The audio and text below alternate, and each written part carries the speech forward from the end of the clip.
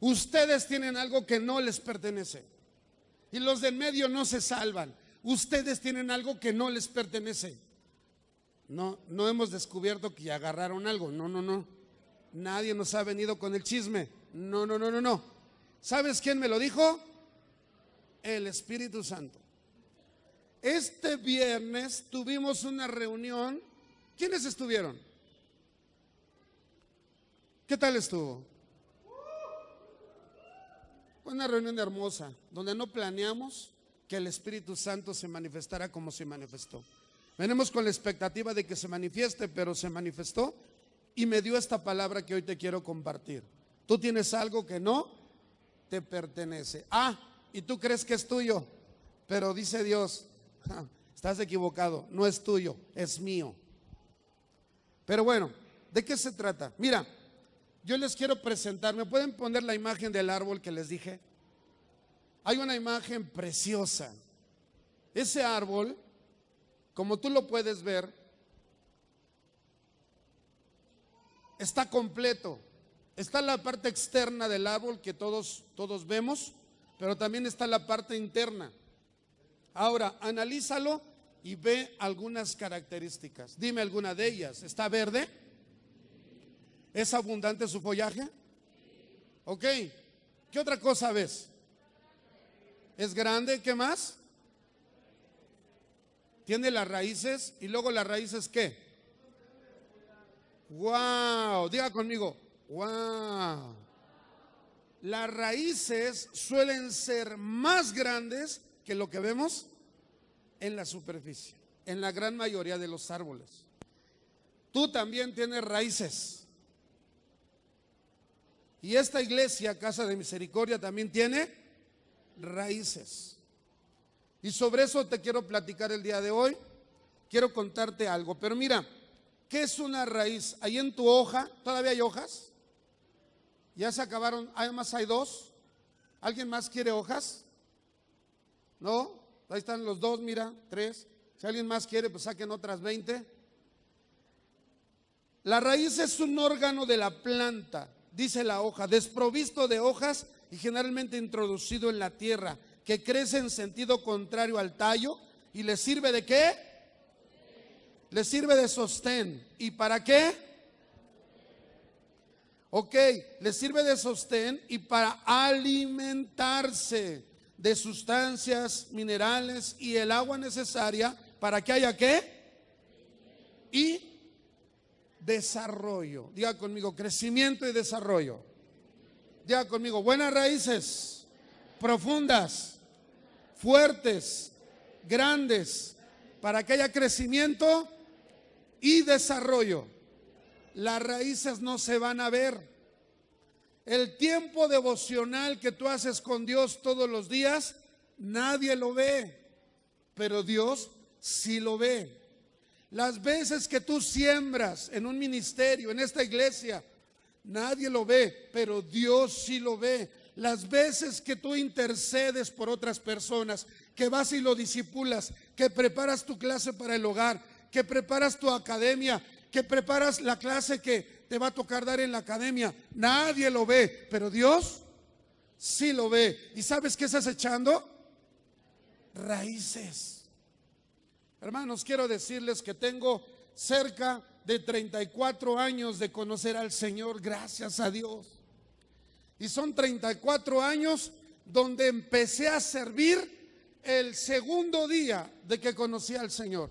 Yo lo conocí el viernes por la noche y el sábado ya estaba yo sirviendo. Porque el que no sirve, no sirve. ¿Y sabes cuál fue mi primer servicio? Barrer, asear. Me tocó asear el lugar donde nos reunimos. Ese fue mi primer servicio. Mi segundo fue hacer tortas de frijoles con longaniza. El tercero fue ir a visitar a una persona que tenía a su mamá enferma y que no venía a mi primera semana. ¿Y sabes qué fue? ¿Qué fue lo que pasó? Oramos y esa mujer sanó de su fiebre. 30 y, ¿qué te dije? 34 años. Mira lo que dice el Salmo 1 en el verso 1 y 3. Dios bendice a quienes no siguen malos consejos, ni andan en malas compañías, ni se juntan con los que se burlan de Dios. Dios bendice a quienes aman su palabra y alegres la estudian de día y de noche. Son como árboles sembrados junto a arroyos. Llegado el momento dan mucho fruto y no se marchitan sus hojas. Yo quiero que diga conmigo: yo soy un árbol sembrado junto a arroyos que da mucho fruto a su tiempo. Mis hojas no se marchitan y todo lo que hago prospera. Repítaselo todos los días. Repítalo varias veces durante el día, porque yo celebro que Dios nos dijo que nosotros somos como esos árboles. Yo celebro que Él haya puesto ese calificativo en nosotros. ¿Sabes? Un día me dijo que era pecador. Y el día que yo lo creí y lo acepté, ese fue un día hermoso en mi vida, porque yo conocí que Jesús perdona pecados y da salvación. Hace 15 años, diga conmigo, hace 15 años, Dios me hizo un llamado específico. Estando en una reunión vespertina en la iglesia donde yo me congregaba, Monte de los Olivos, vino como invitado un predicador que se llama Ricardo Martínez. Y ese día, a través de él, me llamó el Señor y me dijo por boca de él: Dios te está llamando fuera de este lugar y te está llamando para que tú le sirvas al 100%. Y no me preguntes más, porque no sé qué decirte más. Eso fue lo que me dijo Dios que te dijera. En ese momento yo me quedé sorprendido por lo que Dios me dijo. Y solamente vino a mi mente una cosa, y creo que fue la cosa más sabia que Dios puso en mi corazón, porque yo creo que yo no lo hubiera podido producir solo. Yo estaba ahí en el altar solo ese día y le dije: Señor, entiendo que me estás llamando a algo, no sé exactamente a qué, pero te quiero pedir algo. Yo no estoy solo, tengo a mi hermosa esposa y tengo a mis hijos, así es que te pido que los llames a ellos también. El hermano oró por mí y me fui con muchas dudas en mi cabeza. Después de 3 años me dediqué a dar clases de educación física y a engrandecer el taller de herrería y de cancelería de aluminio que tenía entonces. Y me enfoqué mucho en la parte de hacer crecer el negocio. Aunque yo seguía yendo a la iglesia, algo que no me di cuenta es que Dios estaba trabajando cuando yo aún estaba distraído. Estoy hablando de las raíces de Casa de Misericordia y estoy hablando del llamado específico que Dios hizo a mi vida. Al paso de 3 años, quiero decirte que empezaron a pasar cosas hermosas, porque Dios hizo algo. Mira, yo me olvidé un poco de Dios, pero Él no se olvida. Diga conmigo: Él no se olvida. Yo estaba por la ciudad de Cuautla 3 años después, consolando a mi suegra que le acababan de robar su coche. Íbamos con una abogada rumbo a la ciudad de Cuernavaca a ver si podíamos recuperar el auto, cuando un retén me detuvo con el auto que yo llevaba, un auto Suro, y después de que nos revisaron encontraron que tenía 2 actas de robo. Y entonces lo que me dijeron es: señor, pues ¿qué cree? Me tiene que acompañar. Nos llevaron a los separos ahí en la ciudad de Cuautla y estuve casi por más de 20 horas detenido. Esa noche fue la noche más larga de toda mi vida. Por eso puse ahí: el peor día de tu vida puede ser el mejor día de tu vida. ¿Cuántos han tenido un día malo? ¿Tan malo como el que yo les dije? Estuve a punto de ser trasladado a Tlacholaya, y cuando estaba yo en eso, yo le decía: Señor, ¿qué onda? Y Él me decía: ¿qué onda? Le dije: Señor, no creo que tu ministerio que me quieras dar sea un ministerio carcelario. Yo la verdad no quiero estar en la cárcel. Entonces le dije a mi esposa: haz lo que tengas que hacer para que yo no esté aquí. Y Yo creo que entre las cosas que ella hizo muchas, pero la principal fue orar a Dios. Y el día sábado, porque me detuvieron el viernes por la tarde, el día sábado, de una manera sorprendente, sin cubrir lo que me pedían como pago de ¿cómo se dice? De fianza, fue con menos de la mitad de lo que me pedían. Me pedían 25,000 pesos, mi esposa solamente entregó 10,000 y yo salí. Tengo que ser muy breve en todo lo que voy a contar por todo lo que les quiero contar. Pero ese día llegué a la casa de mi suegra, que entonces tenía una alberca, y recuerdo que tomé a mi hijo Fabián y me eché un salto a la alberca. Como a las 7:30, 8 de la noche, sentí tan delicioso poder sentir el agua recorriendo mi cuerpo y estando en libertad, que para mí fue como si me hubiera bautizado una segunda vez. Le dije, Señor, flojito y cooperando. Regresé a mi casa y entonces yo había escrito varias cosas para poder hacer crecer una iglesia, para poder trabajar en la iglesia, cosas que tenían que ver con evangelismo, con discipulado y con muchas cosas más. Y yo las había escrito para la iglesia donde pastoreaba mi hermano, que era Monte de los Olivos. Pero cuando yo le ofrecí poder incluir esto ahí, él me dijo que íbamos a hacer otra cosa y que eso lo esperáramos. Al paso de unos meses y después de que Dios trajo un mensaje a nuestra vida, quiero decirles que para ese entonces mi esposa y mis hijos, a la edad que tenían, ellos estaban más comprometidos que yo buscando al Señor. Mi esposa estaba metidísima con el Señor. Y eso fue algo bueno que le dio balance a lo que estaba sucediendo, a lo que estaba pasando. Hay una parte que a mí me gustaría, ya que ella está aquí ahorita, que pueda contar, porque ella tuvo unos sueños y una palabra que le dio unos pastores que vinieron de Cuernavaca, en uno de nuestros primeros encuentros donde estuvimos. Entonces yo quisiera que ella contara esa parte, no quiero omitir un detalle o salvar algo que se me esté pasando. Dale un aplauso a mi esposa, por favor, que va a venir para acá.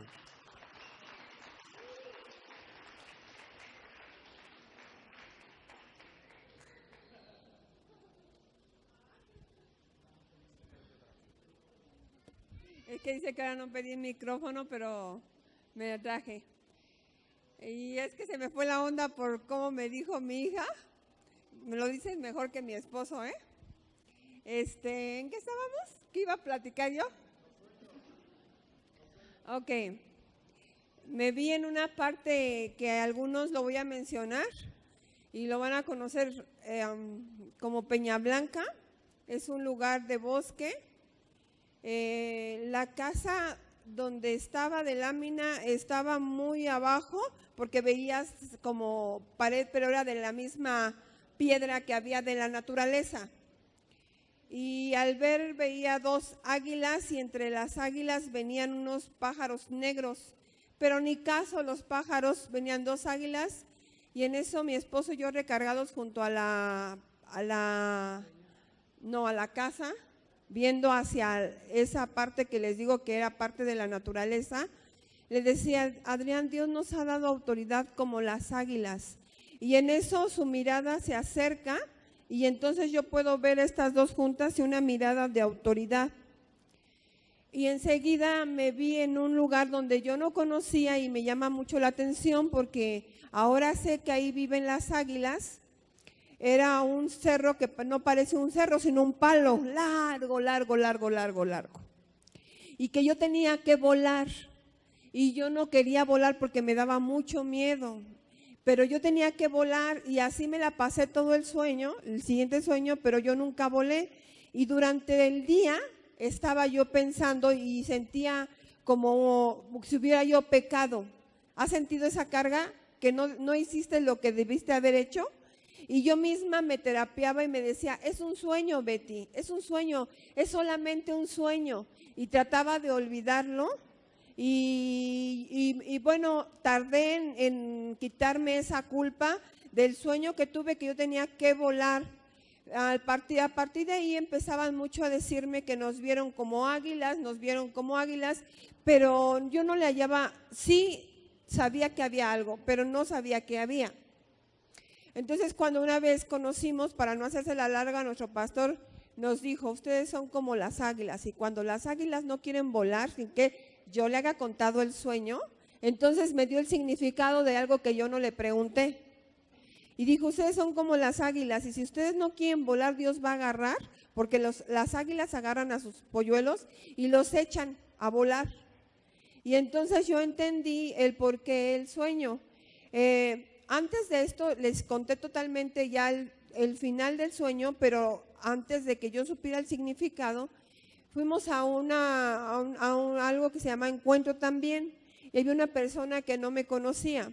La Biblia dice, y es verdad, yo soy testiga, que es un testigo aquello que le consta lo que dice, y a mí me consta eso. De verdad Dios sabe que no miento, yo soy testiga de cómo la palabra te cambia, es verdad. Dios, yo quería, cuando a mí me pasaron con los jóvenes, yo quería saber predicar, y yo no sabía predicar, y yo le decía a Adrián que yo quería estudiar, y voy a hablar porque tal vez tú te encuentres en algo como yo me encontré. Yo no sabía nada de los ataques bíblicos que tienen que darte para que tú puedas estudiar, porque existe la homilética, la opiléptica y la quién sabe cuántos ataques, hemilética, para que puedas estudiar la Biblia. Yo no sabía todos esos calificativos que se le daban bíblicos. Y entonces yo le dije a Adrián, yo quiero estudiar. Y él me dijo, ¿qué quieres estudiar? Y yo dije, pues la secundaria pues no me va a servir ahorita para lo que quiero, ¿verdad? Dije, la primaria pues tampoco, digo, pues algo que me enseñe a predicar, le dije, algo que me enseñe a predicar. Le hubiera dicho a lo mejor homiléptica y todos esos ataques que parecen ataques, ¿verdad? Como epilepsias.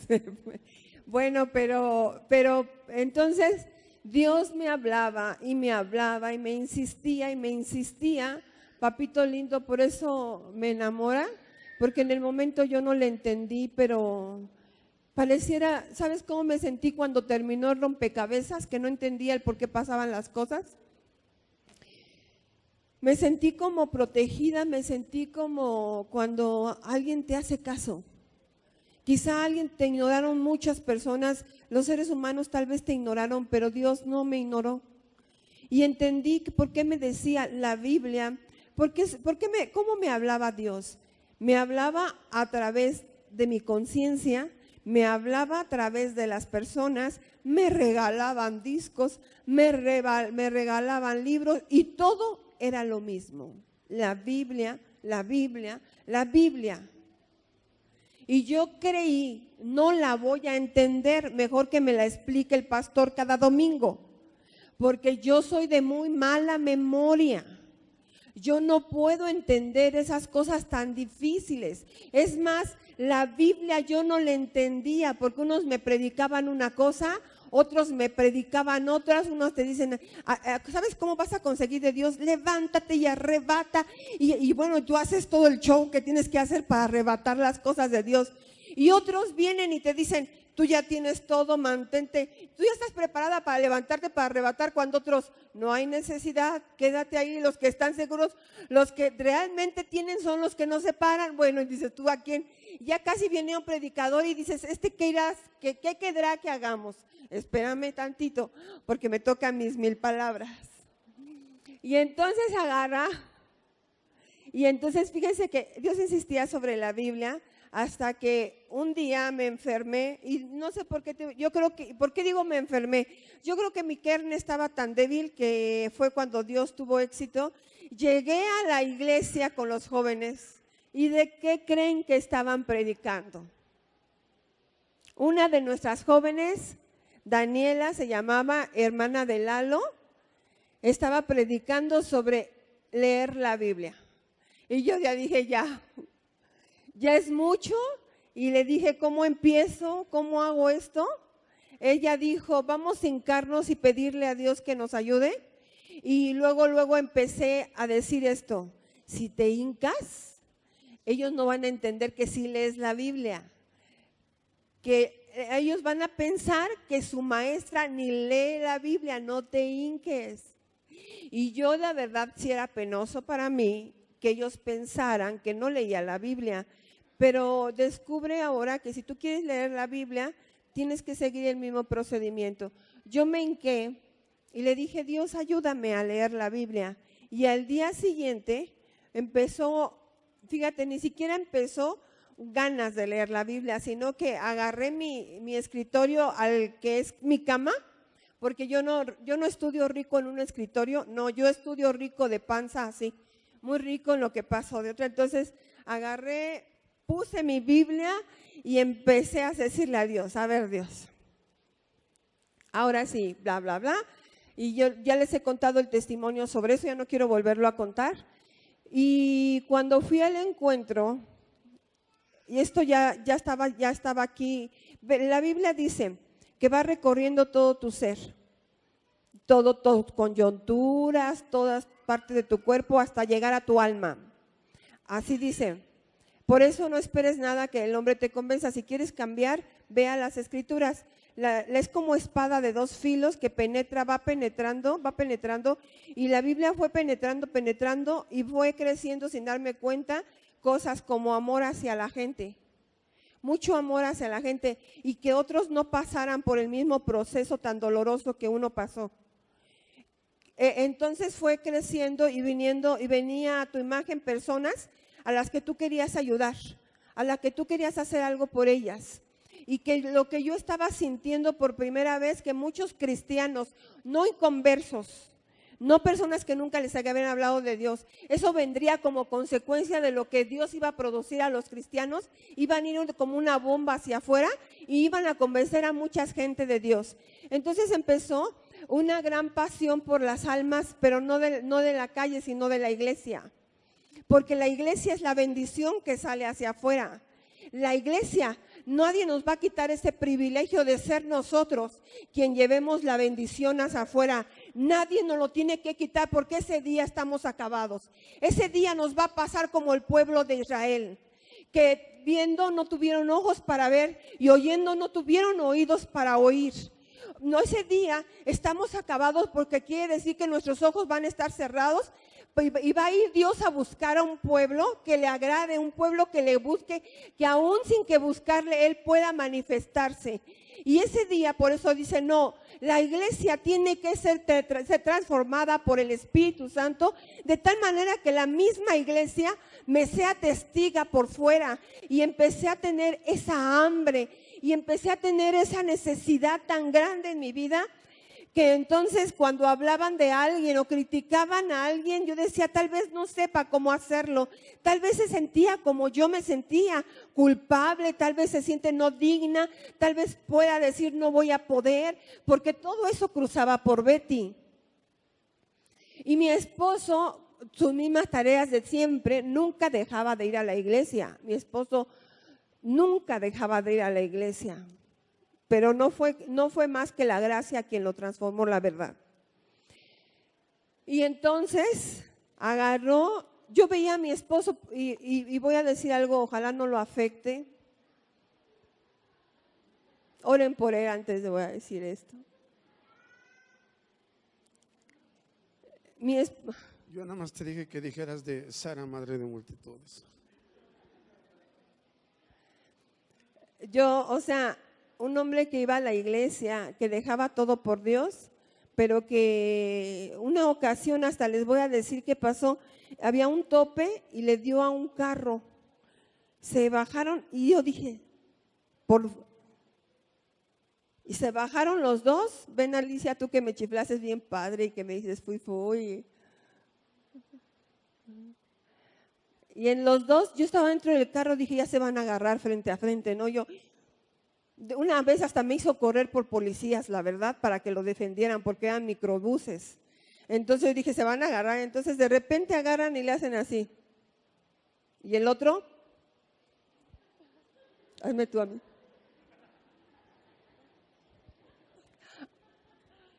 Y se subió al carro. Yo dije, ¿lo conocería?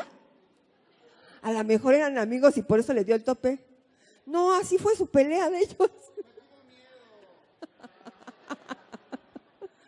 En serio.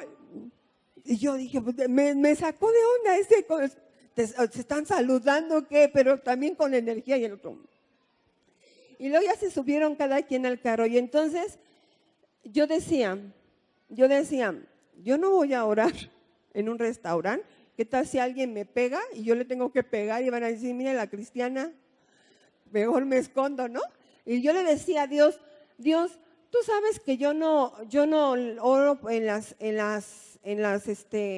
los restaurantes porque no sea que yo te vaya yo a dejar en vergüenza. De verdad, tú sabes que tú no me avergüenzas, pero no sea que yo te vaya yo a avergonzar a ti. No sea que me vayan a pegar como Adrián y yo también me agarre con...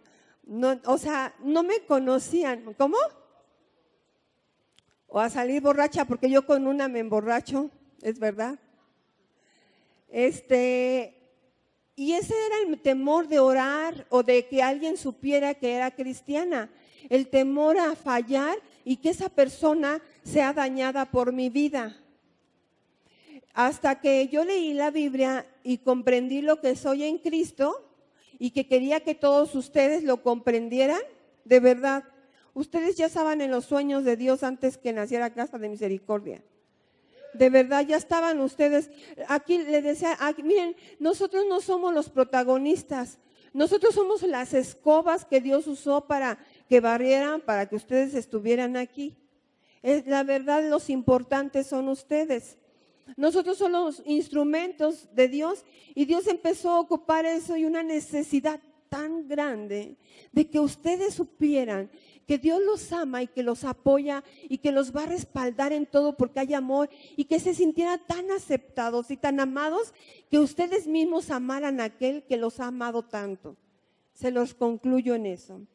Y estaba yo en el encuentro cuando una persona que ni conocía y éramos personas de las que teníamos que esperar órdenes para orar, ni modo, ¿verdad? Él me dijo, toma el micrófono, no lo pedí yo. Y entonces yo así como que esperas a que alguien te ordene, ven a orar por las personas. Y mientras no te digan, y como era otra iglesia quien nos estaba ayudando, entonces ellos agarraron y me dijeron que si no iba a orar por alguien. Si yo estaba orando bien a gusto ahí, Señor, ¿cuántas veces la tuve cerca y nunca le di un abrazo? Cuando ella tuvo que perdonar y gritó, mamá, te perdono. Y yo, Dios, ¿cuántas veces la tuve cerca de mí? Y yo la critiqué y no supe lo que había detrás de ella y yo nunca le di un abrazo. Y yo estaba despejándome con Dios cuando alguien viene y te interrumpe que vayas a orar. Qué contradictorio, ¿verdad? Estás orando porque nunca le das un abrazo y te estás enojando porque te mandan a orar por alguien. Y si yo estaba orando bien a gusto ahí, ¿para qué me dice el hermano? Y ahí voy, bendícela ahí como sea, ¿no? Bendícela, ¿no? Pero yo acá con mi mente, qué mala soy. Y salgo de la fila, como así están en filas, y en eso me encuentro una hermana que en mi vida la conocí antes ni la conocía en ese momento. Pero por primera vez empieza ella, me abraza, tal como un sueño cuando era nuevecita y mi pastor me abrazaba, lloraba en lenguas y yo le entendía. Ese día ella me abraza y me dice cosas que no pudo haber sabido, cosas que solo de verdad una persona que alguien viene y te diga, ¿estás pensando en esto? ¿Te pasó esto? ¿Y te está sucediendo esto? De verdad que fue algo tan maravilloso que agarró y entonces dice, cuando me abrazó empezó a hablar en lenguas y dijo unas cosas y me dijo, dice Dios, sé cuánto has sufrido por las almas, pero no te preocupes, porque yo, fíjate lo que dijo, no Betty, no Adrián, escucha bien, tengas oídos para oír, porque yo haré maravillas. Adrián,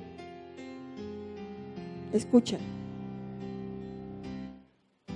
porque yo haré maravillas y te haré como Sara. madre de multitudes. Y lo creí fielmente como nunca había creído nada. No me importó si fuera una burra, no me vi mi incapacidad, no vi lo que antes veía de mí, que no era una persona constante, era una persona tan inconstante como no tienes una idea. No tenía ningún otro compromiso más que con mi mamá. Y le tuve que pedir ayuda a Dios para poder cumplir un compromiso con los niños, pero ese día Dios me dijo, no te preocupes, porque, dijo Dios, yo haré maravillas y te haré como Sara, madre de multitudes. Y lo abracé, y ustedes son el comienzo de eso.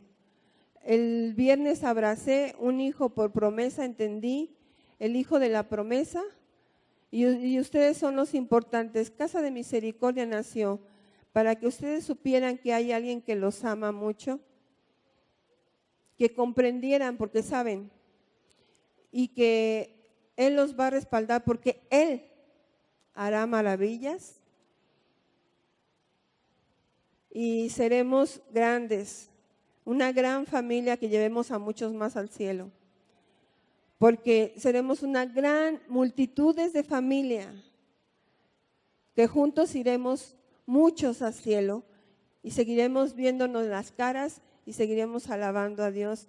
Y esta es la historia de Casa de Misericordia. Los protagonistas no somos nosotros. Ustedes ya estaban diseñados, ya veía su cara Dios antes de que estuvieran aquí, y los que faltan por llegar.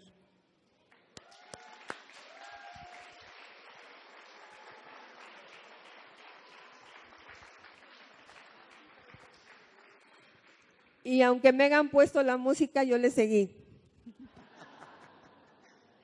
La música fue porque yo la solicité antes. Yo soy testigo de que Dios transforma. Mi esposa no hablaba. Es poderoso Dios. No se atrevía a dar una alabanza o dirigir menos una predicación. Algunos de ustedes la conocen desde entonces. Ahora hasta hace su predicación ya solita por allá.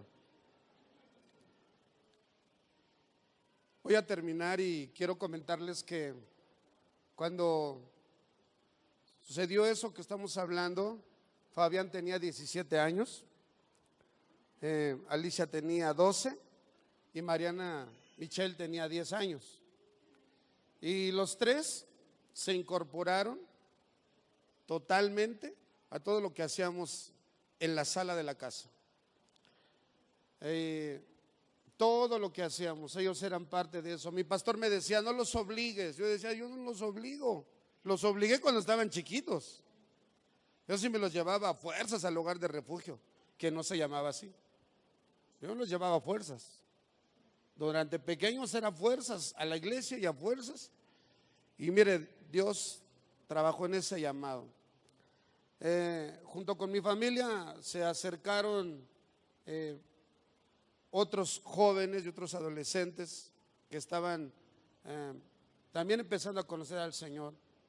Estuvo Javier, Lucero, Fito, Raquel, más tarde Pepe y algunas personas más. No quiero mencionar ya ningún nombre más que estuvieron con nosotros al arranque. Más tarde llegaron muchos de ustedes y se han sumado a lo que Dios trajo a Casa de Misericordia. Yo creo que, como escribí aquí, son muchos los nombres y muchas historias de bellas personas que se han agregado para ser parte de la historia que Dios está escribiendo aquí y ahora en Casa de Misericordia. Y cada uno de los logros alcanzados es por la gracia de Dios y por cada uno de los talentos que Dios ha traído a esta casa. Tú eres Casa de Misericordia. Nosotros somos Casa de Misericordia. Y honramos a cada niño y a cada niña, a cada adolescente, a cada joven, a cada mujer y a cada varón que se ha sumado a esta familia, Casa de Misericordia, mejor conocida como Casa Demi. Cuando mi pastor me dijo, Dios te va a dar un nombre para la iglesia, yo no sabía qué hacer y le empecé a preguntar a Dios, y pasaron muchas semanas. Y una semana, mientras estaba yo estudiando la palabra, el Señor me llevó al Evangelio según San Juan, en el capítulo 5. Yo estaba estudiando acerca de un hombre que dice la palabra que estaba enfermo, y donde Dios me conectó para darnos identidad fue que ese hombre estaba en el estanque de Betesda y llevaba 38 años enfermo. ¿Sabes qué edad tenía yo ese día? 38 años. Y Dios me dijo, tú eres ese hombre enfermo que no puede caminar y que está esperando que alguien lo meta al estanque, a la cisterna. Y le dije, así de inútil soy, Señor. Y Él me dijo, más o menos, porque no has creído lo que yo he dicho de ti. Y Él me llevó al estanque y me sumergió, pero no al estanque de Betesda, al estanque de su persona. Y entonces Él me dijo, ustedes son Casa de Misericordia.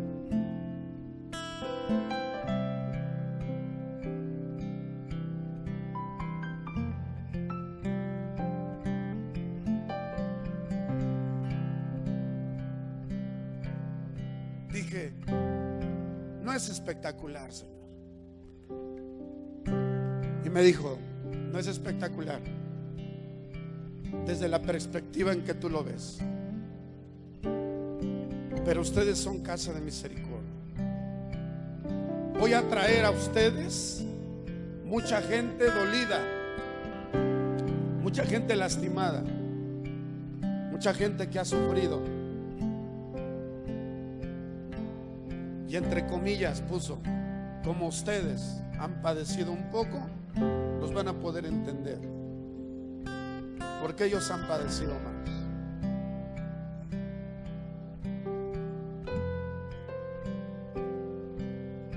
También me dijo otra lindura.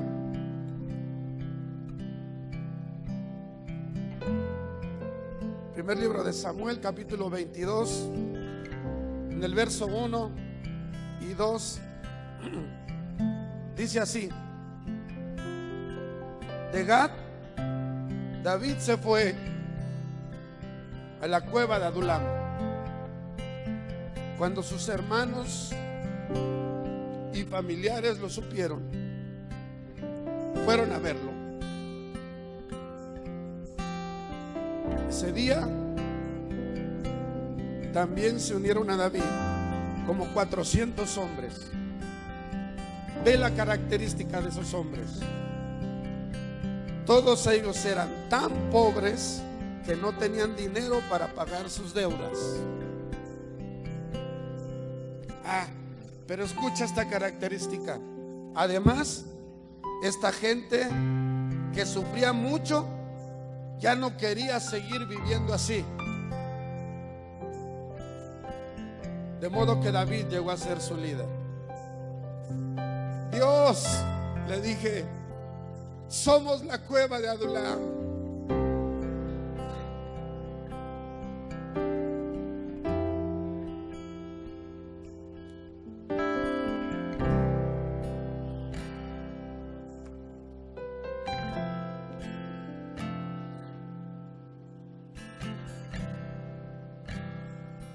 Los veo y veo por acá y recuerdo la foto que nos tomamos en el jardín de la casa, simulando las tres figuras.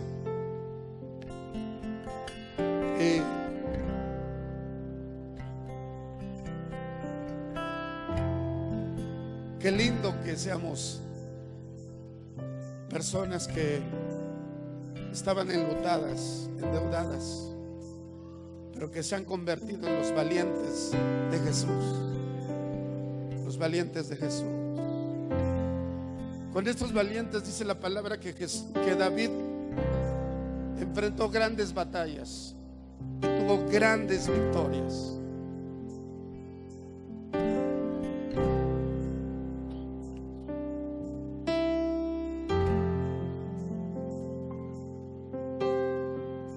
El Evangelio de San Juan capítulo 2, en el verso 41 al 52, se nos relata la historia cuando Jesús fue llevado, dice, como todos los años a Jerusalén. Solamente que ese año Jesús tenía 12 años. Diga conmigo, 12 años. Y entonces el evangelista Lucas, que es el que más datos registra acerca de la infancia de Jesús, señala que cuando regresaron a Nazaret,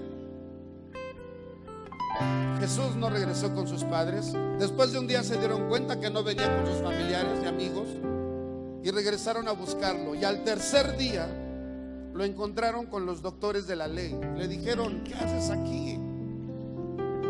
Y entonces dice que lo encontraron hablando, preguntándoles y contestándoles también él. Y estos doctores de la ley estaban asombrados de la inteligencia que había en Jesús. Jesús, dice otro evangelista, que les dijo: en los negocios de mi Padre me conviene estar. Pero me llama la atención lo que dice de Jesús en el último de los versos que les cité, 52. Mas ellos no entendieron las palabras que les habló, y descendió con ellos y volvió a Nazaret, y estaba sujeto a ellos. Y su madre guardaba todas estas cosas en su corazón.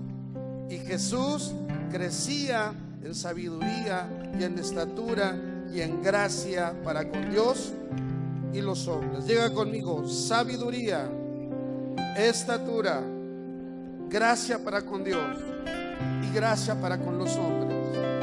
Eso sucede a los 12 años. Casa de Misericordia, prepárate, porque viene un crecimiento para tu vida. Yo recibo esa palabra porque es la palabra que Él me dio. Viene un crecimiento, pero hay que estar apercibido y atento. Y te voy a decir cuál es la clave al final. Vamos a crecer, como dice aquí, en sabiduría. Vamos a crecer en estatura y en gracia con Dios. Esto es lo más importante, en gracia con Dios. Pero Dios nos va a dar gracia también delante de los hombres. Y esta gracia significa que vamos a ser favorecidos. Personas que se han negado a entregarle a su vida a Jesús van a ser tocados por las palabras de tu boca y van a rendir su corazón a Jesús. Ayer me encontré un chico que le has estado hablando, Enrique, que me pidió permiso para regresar a la iglesia. Le dije: las puertas de la iglesia nunca están cerradas para nadie. Que Dios te bendiga por tu insistencia. Gracia delante de los hombres significa que viene una cosecha. Menos niños golpeados, menos mujeres engañadas, menos hombres fracasados. Esa es la diferencia. Déjame terminar. ¿Cuál es la clave? Todos vayan conmigo a San Juan capítulo 12. Si tienes la hoja, ahí lo tengo escrito. San Juan capítulo 12, verso 23 al 26. Lo voy a leer en la traducción del lenguaje actual.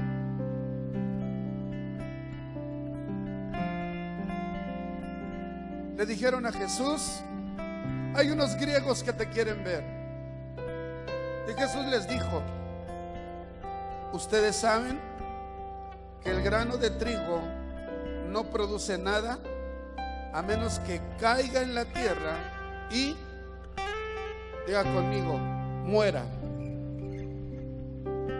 Te estoy dando la clave para que lo que Dios tiene preparado para tu vida y mi vida y la vida de la iglesia suceda.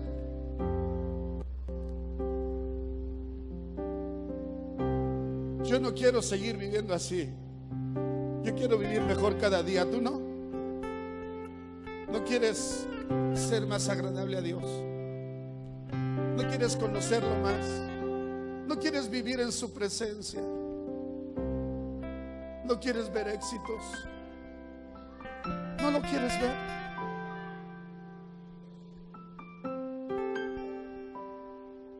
Dice Jesús, y si muere, da una cosecha abundante.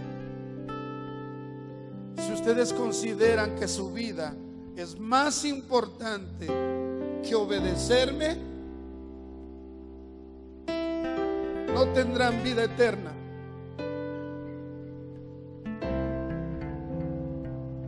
Muchas veces un servidor dijo, no necesito a Dios, yo estoy bien así. Entre los 12 y los 16 años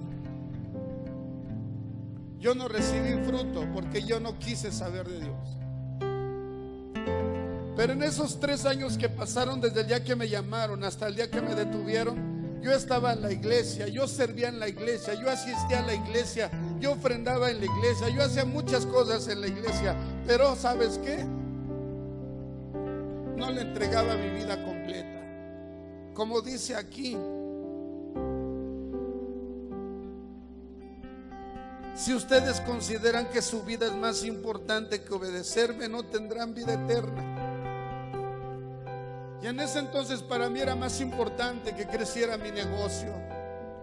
Para mí era más importante comprarme algunas cosas que no había tenido. Para mí era más importante juntar mi dinero y no diezmar y no ofrendar. Pero yo iba a la iglesia, yo servía en la iglesia, yo predicaba en la iglesia. Pero yo no había muerto completamente a las cosas que Dios me había dicho que tenía que morir. Y tengo que decirles que hay algunos de ustedes, y hay otros que no están aquí, que creen que son más inteligentes que Dios y lo quieren engañar. Escuchen esto. Tú tienes que morir todos los días.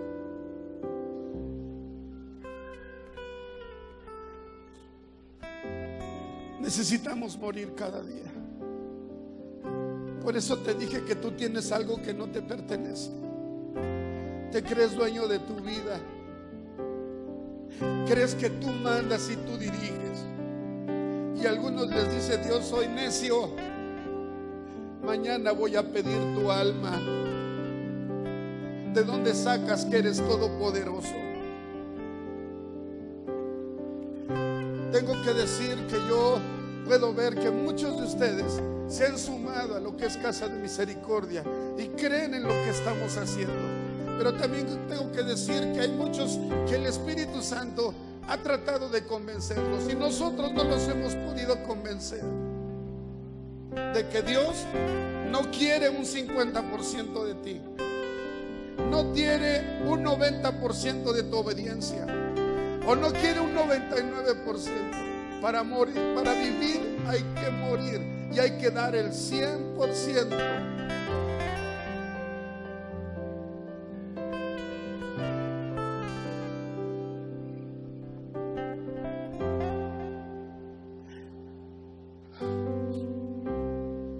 Estoy tan agradecido.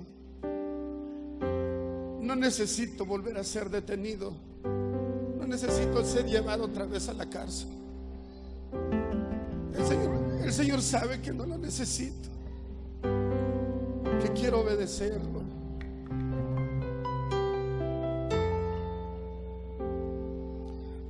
Dice Jesús, pero si consideran que su vida en este mundo no es importante y me obedecen, entonces tendrán vida eterna. Si alguno de ustedes quiere servirme, tiene que obedecerme. Donde yo esté, dice Jesús, también ahí estarán los que me siguen, y mi Padre los premiará. Ponte sobre tus pies. Cierra tus ojos.